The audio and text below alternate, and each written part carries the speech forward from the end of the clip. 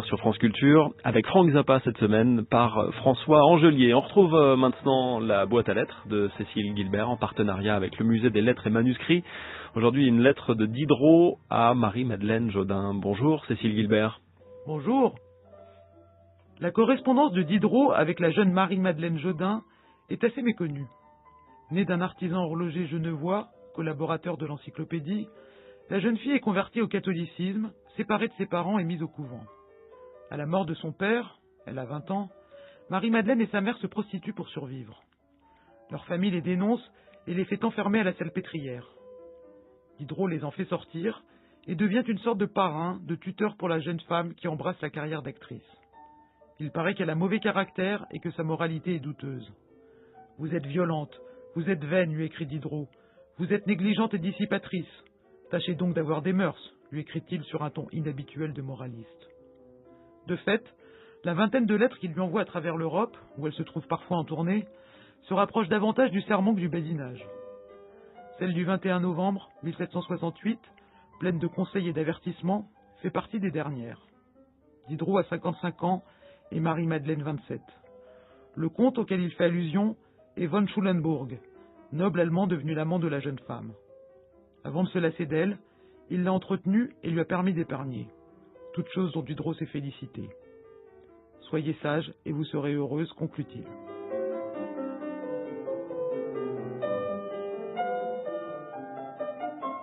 Je n'ai point traité votre oncle trop durement. Tout homme qui s'établira chez une femme, qui boira, mangera, qui en sera bien accueilli, et qui au moment où cette femme ne se trouvera plus en état de lui rendre les mêmes bons offices, la calomniera, la brouillera avec sa fille, et l'exposera à tomber dans l'indigence, est un indigne qui ne mérite aucun ménagement. Ajoutez à cela le mépris qu'il a dû m'inspirer par ses mensonges accumulés. Si vous eussiez donné un peu plus d'attention à la lettre qu'il vous a écrite, vous y eussiez reconnu le tour platement ironique, qui blesse plus encore que l'injure. On a fait toutes les démarches nécessaires pour préparer à sa fille un avenir moins malheureux. Il s'y est opiniâtrement refusé. Il a mieux aimé la garder et la sacrifier à ses prétendus besoins domestiques. Vous voilà quitte de ce côté, envers vous-même et envers votre nièce.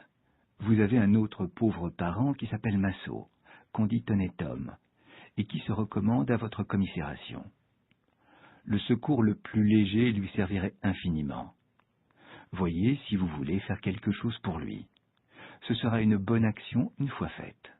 J'ai fait passer à votre oncle la dernière lettre que vous lui avez écrite, mais il me reste entre les mains un gros paquet à son adresse, que j'ai retenu jusqu'à ce que vous fussiez instruite de ses procédés et que vous m'appriciez l'usage que je devais en faire.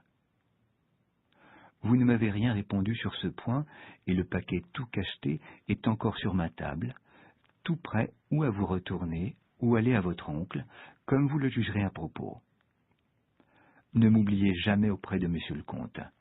Le meilleur moyen que j'ai de reconnaître ses marques d'estime, c'est de vous prêcher son bonheur.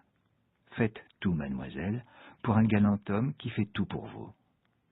Songez que vous êtes moins maîtresse de vous-même que jamais, et que la vivacité la plus légère et la moins déplacée serait ou prendrait le caractère de l'ingratitude. Il sent trop délicatement pour déparer ses bienfaits. Vous avez de votre côté un tact trop fin pour ne pas sentir combien votre position actuelle exige de ménagement. Une femme commune se croirait affranchie, et vous serez cette femme-là si vous ne concevez pas que c'est de cet instant tout juste que commence votre esclavage. Il peut y avoir des peines pour vous, il ne doit plus y en avoir pour lui. Il a acquis le droit de se plaindre, même sans en avoir de motif. Vous avez perdu celui de lui répondre, même quand il a tort, parce qu'il vaut mieux souffrir que de soupçonner son cœur. Tout ce que vous prévoyez de son sort me paraît bien pensé, et je ne lui dissimulerai pas. Au reste, je garderai le silence sur tout ceci avec madame votre mère. Je vous salue et vous embrasse.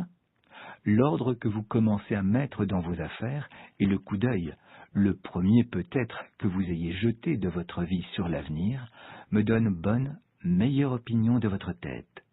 Soyez sage, et vous serez heureuse. La boîte aux lettres par Cécile Guilbert, réalisation Laurence Millet, lecture Michel Dargent.